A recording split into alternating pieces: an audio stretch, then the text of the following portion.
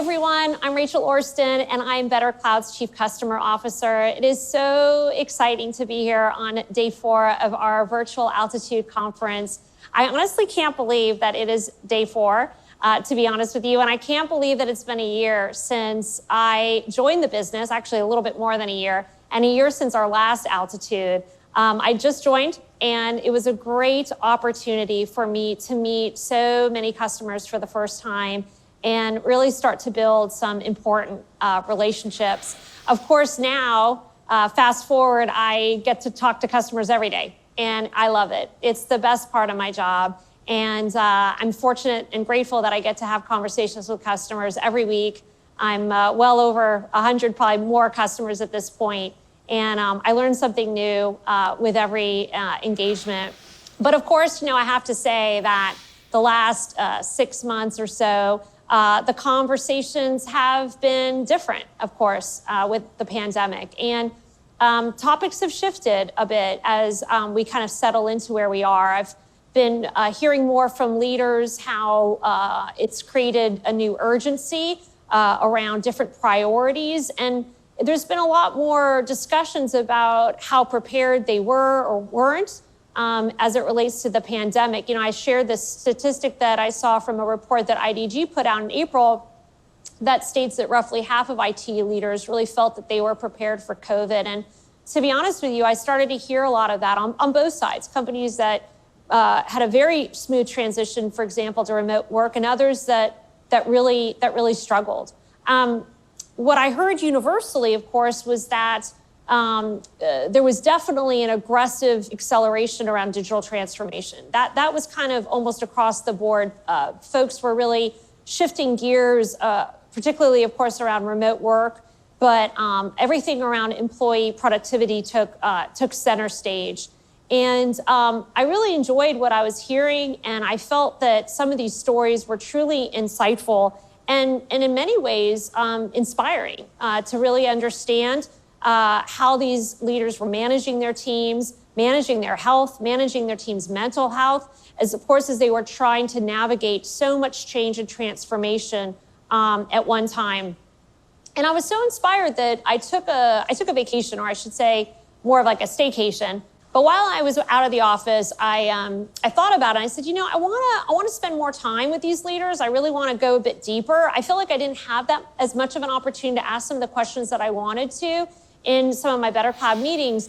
And when I got back, I said to David, I want to start this new project. And we launched this effort that's been going on for a couple months now called SaaSOps Stories. And essentially, I've been going around interviewing different leaders and really just talking about leadership, talking about how they're navigating the pandemic and how they're managing their teams and their businesses. I hope that many of you have been following along. We've been publishing these stories on BetterCloud.com. We've also been sharing them on LinkedIn. So for those of you that have read them, thank you. And if you haven't, I would love it if you check them out, and feel free to send me some feedback directly. And in a little bit, we're going to do an interview live, which we all are very excited about. But before we do that, I want to share some takeaways, some themes, some things that really I took to heart and took away from the interviews that I did. So the first was really around leadership styles, particularly empathy, which, being a chief customer officer, is near and dear. And I talk about empathy a lot with my teams. And I was really struck by how much empathy came up in almost every conversation I had, where leaders were really putting empathy front and center and leading with empathy, particularly with a theme of taking care of their employees and making sure, more importantly, that in putting themselves in their employees' shoes, really making sure that their employees were taking care of themselves. There was really this shared philosophy that if I make sure that if I take care of my team and make sure that my team is taking care of themselves, then we will inherently get the best out of our team. We will get their best work, we'll get their best energy, and we'll drive a bigger impact with the business. And so that ranged from everything from making sure that employees were setting boundaries in their workdays and shutting it down and being more intentional about when work began and ended, to just like taking more breaks during the day, which I love Joseph Fuller at Deputy talking about that, and really making sure that people are taking the time to be creative, to take care of their families, and of course, to take care of their health. Empathy also helped in many ways break down silos. So if you think about the role IT plays, of course, every day collaborating and working with business units or other business stakeholders, I think the shared experience that everybody was feeling to some degree or another around shared work really helped IT lean in and have more meaningful conversations with their colleagues around their teams and what they needed to do to make their teams successful and productive. And I think it helped IT teams better understand, and vice versa, business stakeholders really understand the role, the critical role that IT is now going to play and really has played in their lives and in their team collaboration. Of course, the whole notion of cost reductions, efficiencies have been a theme in IT for a long time. But with the pandemic, obviously, for many companies, there was a sharper focus on cost reduction and efficiency. But the things that I heard were a bit different in that it wasn't coming from a place of cost cutting for like the sake of cost cutting. It was coming from a place of how do we get better and more efficient at driving more efficiencies, but doing it around employee productivity. So how do we shuffle priorities and make some tough choices? So for example, I was talking to Craig Holland in one of my interviews at Condé Nast. Hopefully many of you caught him this week in Jim's keynote. And Craig was saying, look, we were in the middle of rolling out Zoom rooms. Clearly, from like a facilities perspective, that moved to the back burner. Like that wasn't probably what we needed to focus on, but we were midstream with that. So like, how do you suddenly start to pull away from things that are already in motion and bring other projects to the forefront? That's not easy from like a change management perspective. And so in many respects, there's a cost to that. And how do you manage around that with some of the things that I heard from leaders? There was also, I think, a focus on how do we move people to remote work efficiently. For some businesses, that was a much heavier lift than others. Others were already doing remote work to some degree or another. But in this example, I spoke to Lauren over at Keep Trucking, and that was a big lift for them. They had a very strong in-office culture, and there was a lot of focus on how do we invest smartly in making sure we drive a very good remote work experience. And we talked a lot about that in our interview. I think universally, though, when it came to efficiency again and cost reduction, it was very clear, though, that it couldn't come at the cost of employee productivity, meaning that the bar suddenly started to get very high for what it meant for employees to stay productive and focused on their work. And it was really IT's role to advocate for them and to make sure that whatever they were doing, that wasn't sacrificed. And I kind of draw a parallel when I think about my role as a chief customer officer being like the voice of the customer. I started to feel in my conversations that many of these IT leaders really started to see themselves as like the voice of the employee, really advocating, again, back to the breaking down of silos with business leaders and the accelerated transformation, really speaking on behalf of their colleagues, saying, look, this is what we need to be successful, and this is what we need to drive employee productivity, and this is where the bar should be. And that was, I think, very empowering for some of those leaders who may not have felt like they had that voice. I really love this comment from Michael, who kind of tied it together for me. He's seen a lot of acquisitions over the years at Global Pay, and he said, look, I kind of draw a parallel to the pandemic, to some of the work I've done in the past, where you're dealing with a pretty big shift, and you've got to get a bunch of people on board to something relatively new. And it's our job, it's our mission as IT professionals to really create the best experience for those folks. And if we do our jobs and we keep the bar really high, people are going to naturally want to gravitate to a single tool set. They're going to want to gravitate to those best of breed tools. And the more people that you can get on a common tool set, you're just going to, by virtue of doing that, drive more efficiencies, drive down costs, because now you're avoiding a myriad of redundant tool sets, et cetera. So he almost saw it as like, it's our mission to make sure that that the experience is so great that everyone wants to get on it, and that we avoid a lot of additional overhead with redundant tools. So I appreciated that perspective from Michael. So I think, look, to drive it home, I love this final quote from Craig back to employee productivity, which is, let's also make sure we're keeping the trains running. There was also a sense of pride from people I spoke with, like Craig, who said, look, at the end of the day, it's my job to make sure that the business doesn't miss a ship date. We're a public, Condé Nast, we have massive amounts of publications. We take a lot of pride in making sure that all those publications go out on time. And we see our role in IT and infrastructure being a major driver of that. So I think, when I step back and look at, all the key things that I heard, I think a lot of it centered around IT cost savings. It's centered around leading with empathy. It's centered around this whole notion of employee productivity and an employee experience. And it's been honestly a great journey so far of conversations. And I will continue to do them. So please follow along. And we'll do one right now. As I introduce Lester Chan, I felt like what a better person to talk to when we're talking about driving change and leading transformation than talking to a leader at one of the most now recognizable IT brands. So welcome, please, Lester Chan, who heads enterprise security for Zoom. Lester, welcome. I'm so excited to finally get an opportunity to talk with you in front of so many people at our virtual conference. Welcome. Yeah, thank you, Rachel. Thanks for having me. Oh, it's our pleasure.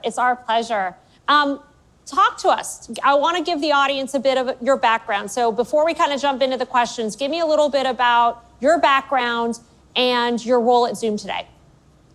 Yeah, happy to do that. First of all, I'm so excited to be here and being a part of this. My current role is head of enterprise security here at Zoom. And so I'm responsible for the security of our internal applications as well as our data here at Zoom. And we're so happy to partner with BetterCloud as a part of that. Well, thank you. We're happy to. And we're happy that this isn't your first rodeo with BetterCloud. So we appreciate that. We know you've brought BetterCloud and used BetterCloud in your past experience as well.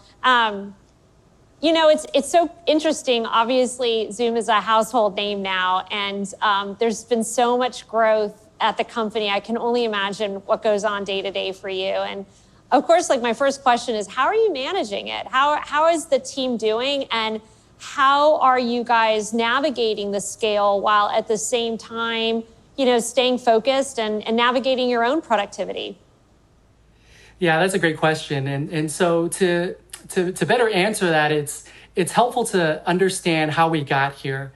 So back in February 2020, we had about 20 million daily participants. That's how we measure our traffic and measure how many people are using Zoom before COVID-19. And then you fast forward to about April 2020, post-COVID-19, we scaled up to about 300 million daily participants using Zoom. And that was post-COVID-19. And so we scaled exponentially in terms of our use. And so we saw a tremendous amount of different use cases in addition to just going from business to business, which is what Zoom was originally meant for. It was really meant to be an enterprise to enterprise communications tool. But we started seeing a tremendous amount of different use cases, including distance learning from kindergartners all the way up to higher education, as well as telemedicine between doctors and patients, and as well as the entire social aspect of friends and family and get-togethers, anniversaries and birthdays. And so Zoom has really exploded in terms of usage and just being a part of our everyday lives.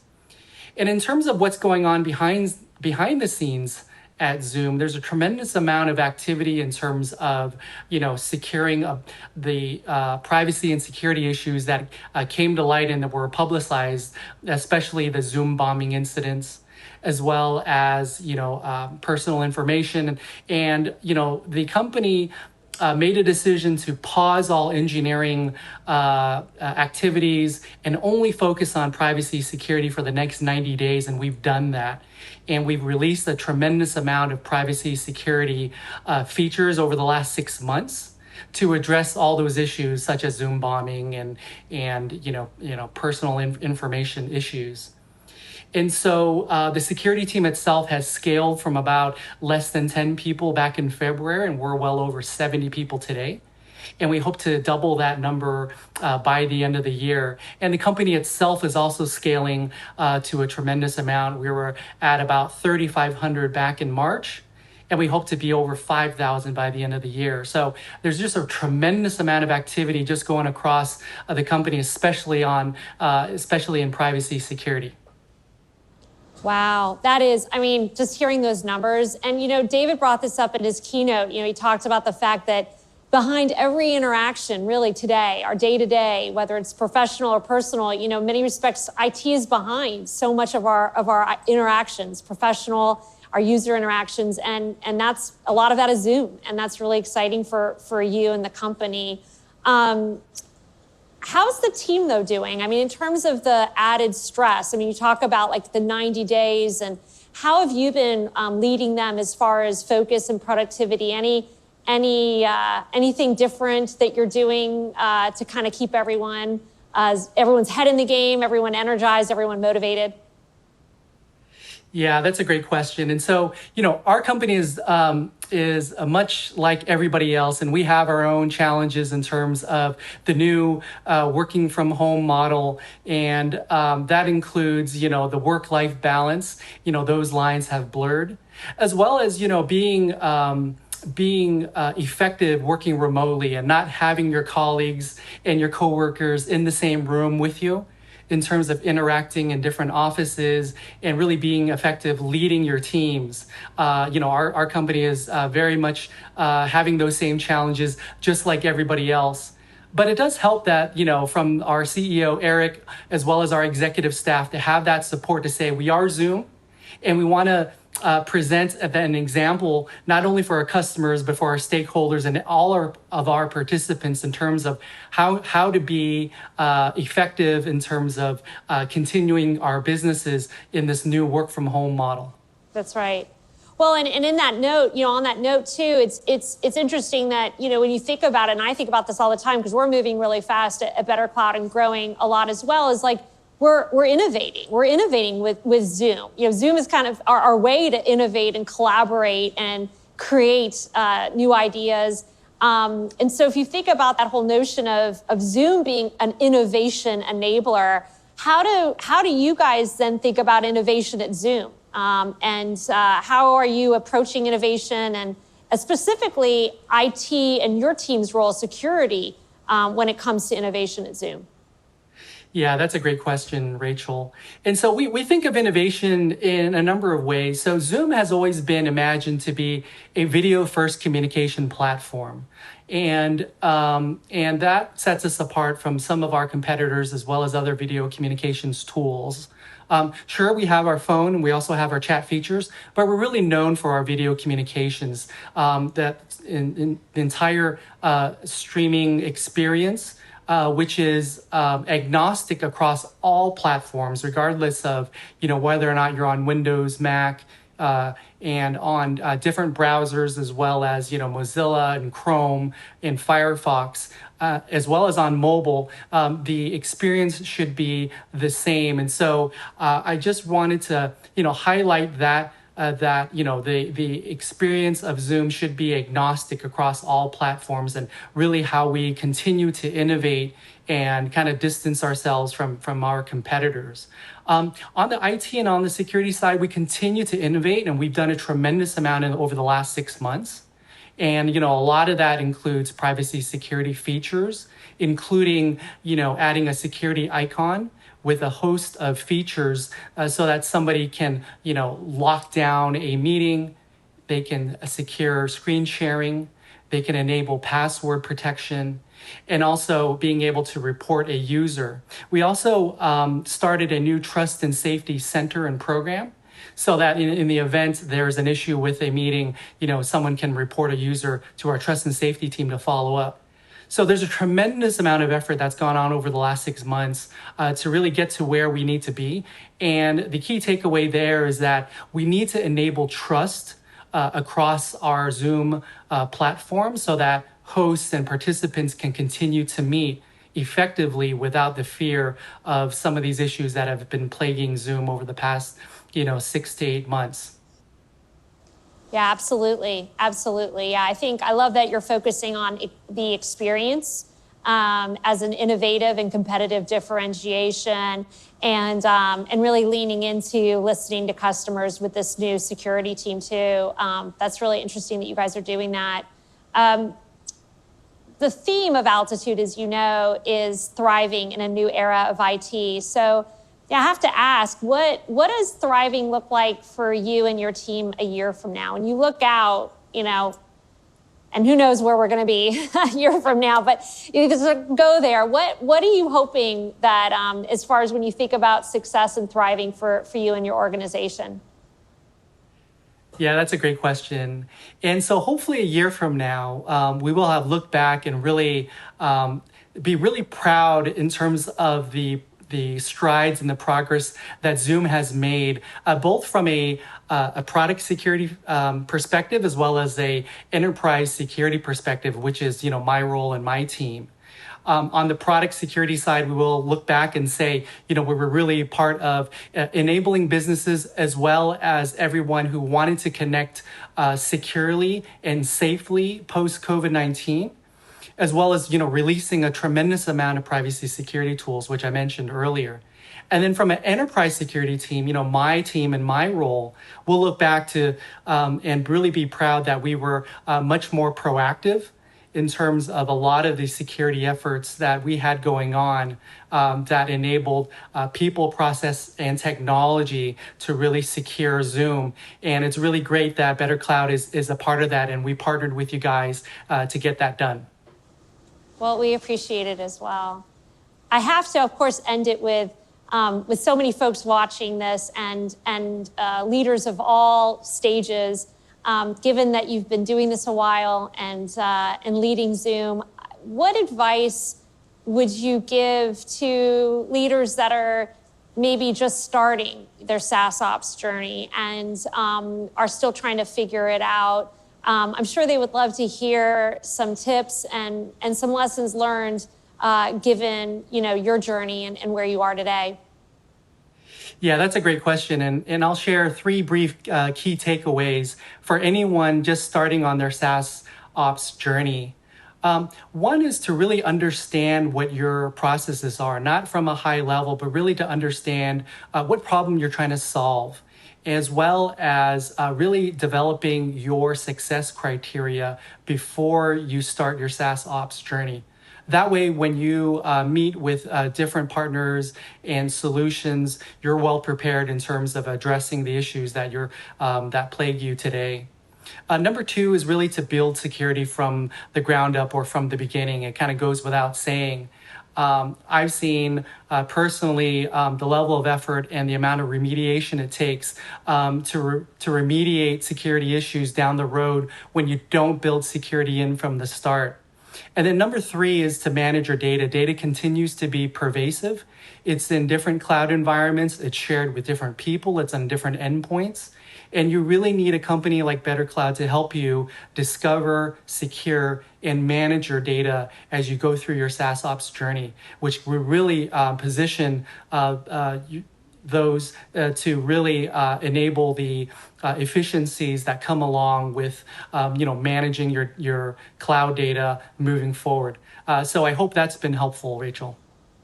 No, it is. It is. I mean, obviously, you've seen a lot. I know it's a windy road, but obviously, it's taken you to a great place at Zoom, and you've got a really exciting next chapter ahead. And we're thrilled to partner with you and stay in lockstep with you as you continue to grow. So it's going to be another great continuation and ride. So thank you for sharing your story. I've no doubt folks might reach out to you in your community offline wanting to learn more. And we'll also be publishing this interview again as part of our SaaS Ops Stories blog. So Lester, thank you again. This was a real treat for me, and I know for the folks watching today. Thank you. Great. Thanks for having me. That was such a great interview with Lester. I loved hearing how he's challenging the status quo and really driving a big impact at Zoom. And that's what we're going to do now, which is really celebrate other leaders within our SaaS Ops community that are doing the same thing day in and day out. I am so excited to kick off our SaaS Ops Stars Awards. This is the best part of the conference, or one of the best parts of the conference, is really honoring so many great members of our community that are just pushing SaaS Ops to its fullest. So we're going to dive in to this exciting ceremony. This isn't easy. It's gotten harder every year. We have a ton of nominees that we sift through. We look at so many great stories of how individuals and teams are championing SaaS Ops. And it's not an easy process to determine the winners. But we do have 6 that we're going to talk about in just a moment. Every winner that we showcase will get an awesome prize pack. And we don't mess around with our prize packs and our swag at BetterCloud. They're going to get an award and, of course, an awesome badge that they can wear proudly in our new BetterCloud and our SaaS Ops community. So please, please, please give them lots of fun shout outs in our community. I know that they will appreciate it. We have 6 categories that we're going to talk about. And for those of you that have been following our SaaS Ops Stars Awards for a little while, some new categories are going to show up. So pay close attention. I'm not going to go through all 6 right now, but I'm going to go through them one at a time as we talk about each award and each nominee. So let's get started with our first award, which is the Orchestration Wizard. All right, the Orchestration Wizard Award goes to the team or individual that has perfected the art of user lifecycle automation and management. These folks live and breathe the one-click or no-click lifecycle automations and have demonstrated significant improvements within their organizations. Ideally, the processes put in place are driven by their HRIS system and span across multiple SaaS applications. This person or team exemplifies what it means to be a SaaS Ops engineer. Okay, so now let's talk about the winner. This team, so that's a giveaway right there. This team, not an individual, but the team comes from an organization with 310 users that leverages well over 80 SaaS applications. With the organization scaling rapidly, they needed a way to automate workflows across their departments and ensure that when someone left the organization, they could securely and immediately revoke access to their assets and data. Through BetterCloud, the team implemented 68 workflows across their SaaS environment for on and offboarding.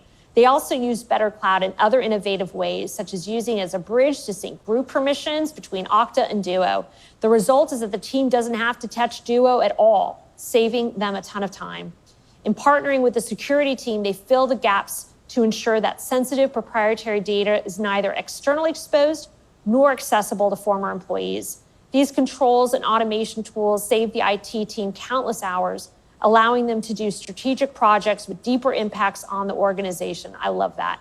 For these reasons, this year's winner of the SaaS Ops Orchestration Wizard Award goes to it goes to the Betterment team. How awesome is that? Including Kevin Torres, Amir Rodriguez, and Justin Geronimo. Congratulations, Betterment! That's awesome. I hope you get lots of high fives in the community. That's fantastic. Okay, now let's move on to our next award. We are going to talk about the Security Specialist Award. Let's go. The Security Specialist Award goes to the team or individual who always has their organization's security posture front of mind. They have SaaS alerts configured to be sent to some alerting system or channel, and in some cases are directed straight to end users. The ability to do these scans and create these automations are paramount to maintaining proper security hygiene for their organization. The zero trust model is in their blood, yes it is, as it relates to permissioning. All right, now that is the award. Let's talk about this awesome winner. Okay, this individual works at a rapidly scaling company with offices all over the US and globally. They are also a 100% SaaS organization and leverage well over 100 SaaS applications. Streamlining their on- and offboarding procedures not only across their SaaS environment, but across geographic locations was a huge pain point for the team. The winner of this award leverages BetterCloud and now runs around 48 active workflows to streamline on- and offboarding broken down by location and department. This person has also implemented best-class security policies around file sharing, tracking where sensitive data is being exposed, and monitoring sensitive end-user events, hence the Security Specialist Award nomination, which is awesome. Before BetterCloud, there was no way for the team to get visibility into their SaaS environment and meet their compliance requirements. Now, with BetterCloud, the team saved thousands of hours manually on offboarding, and they have the visibility to track and monitor sensitive data exposures in their environment. The business impacts have been huge. I don't doubt it. They've saved money on overhead hiring for these tasks, but also remain in compliance with their strict needs to support global growth.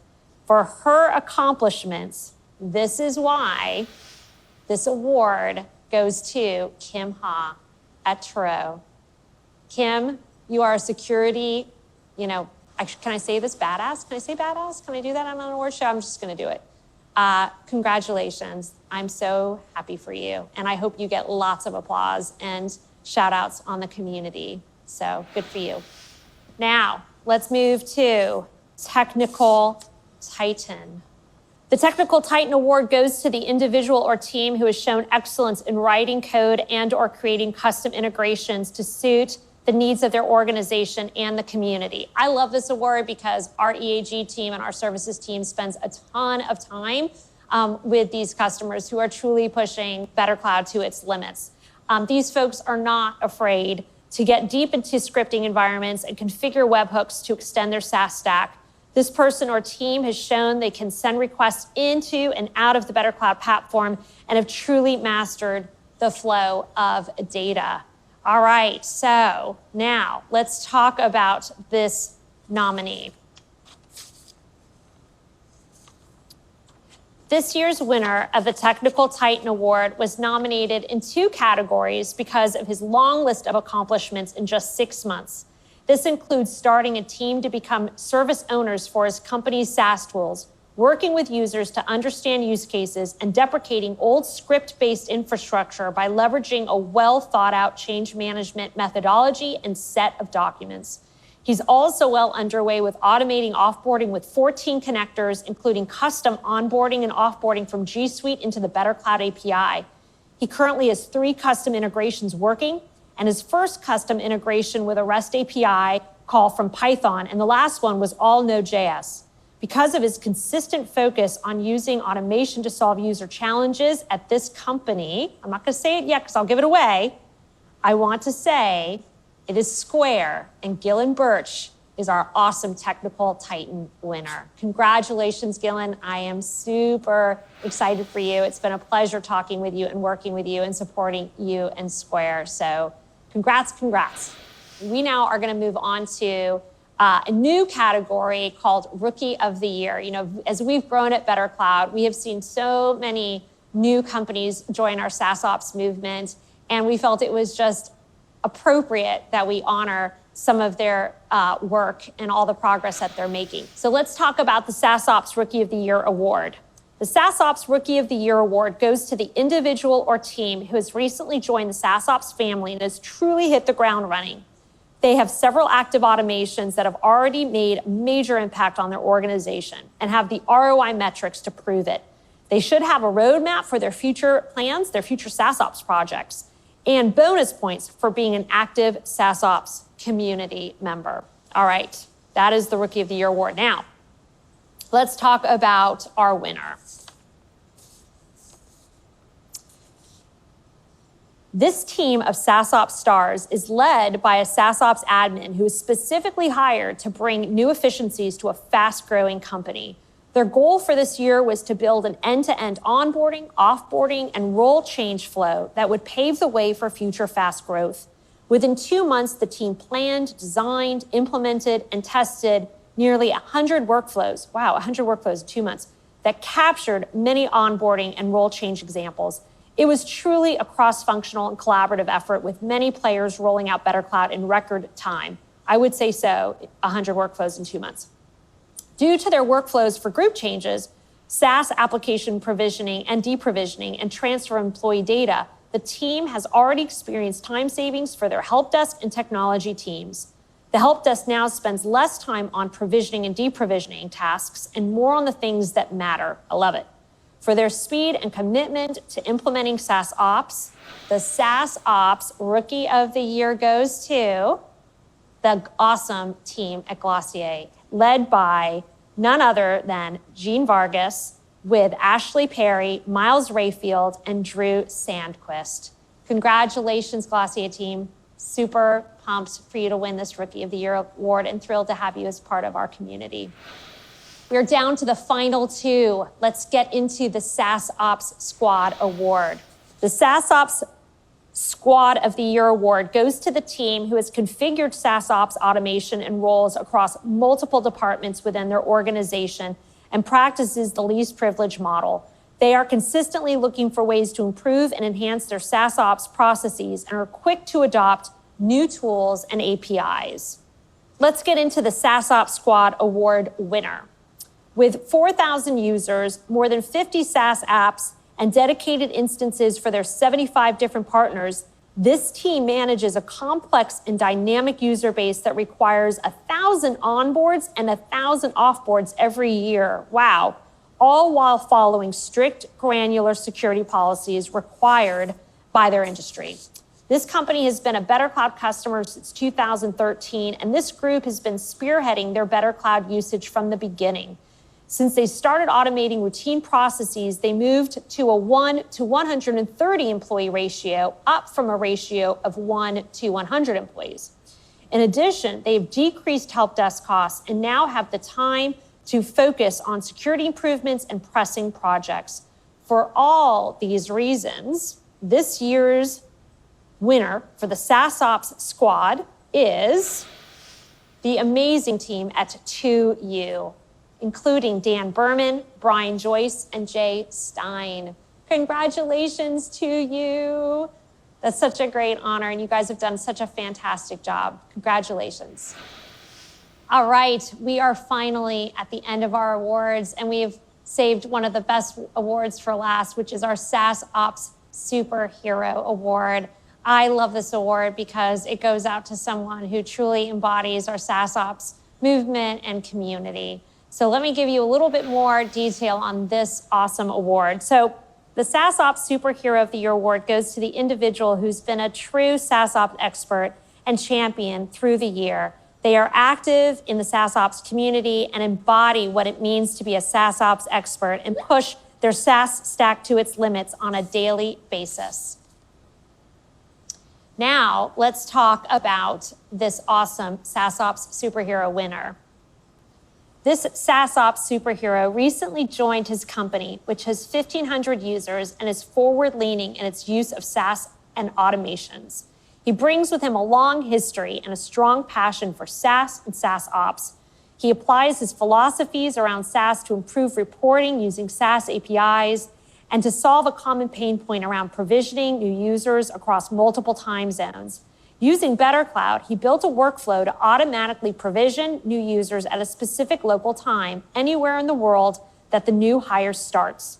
This way, the new user gets a positive onboarding experience and the resources they need on day one, and IT still gets a good night's sleep. I love that. And finally, he is a tireless member of the SaaS Ops community, sharing his insights and best practices with others.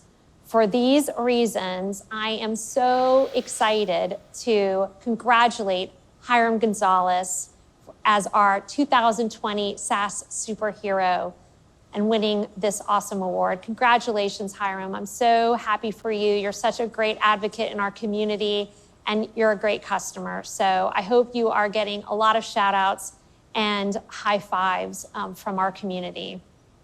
Speaking of that, I love this photo from last year. It makes me miss being with all of you guys in person, but it also showcases our great community. And speaking of that, I want to remind you, please, please, please give shout outs to all the winners, all these great nominees. Thank you for participating in this award show, for listening and congratulating these nominees. go to our community and do that. Make sure you join, get engaged, and talk to and hopefully learn from some of these great winners that we talked about today. All right, as we transition from this session, I want to make sure you know all the awesome goodness that's coming ahead, just not today, but tomorrow. So let's talk about it. Up next, we've got more content and sessions around the next frontier, but we also have a whole best of Altitude on Friday. It's going to be really great. We're going to highlight content from the last 4 days, and David is doing an AMA, which you really don't want to miss. And if you've done AMAs with David, you know they are always interesting and insightful. So please, please, please join and check that out tomorrow. But we've got a lot going on today. So there's plenty ahead. Lots of great sessions, including a SaaSOps expert panel with VMware and SATA, which is going to be fantastic. And then we're going to wrap the day with our very own IT team. Justine and Brian are going to do their SaaSOps show, which hopefully many of you have been following along. They're going to do a special edition, of course, for Altitude. So lots going on this awesome day 4. More stuff ahead tomorrow. I hope you all enjoy it. It was just a pleasure spending a little bit of time with you today. And thank you so much, and enjoy the rest of this conference.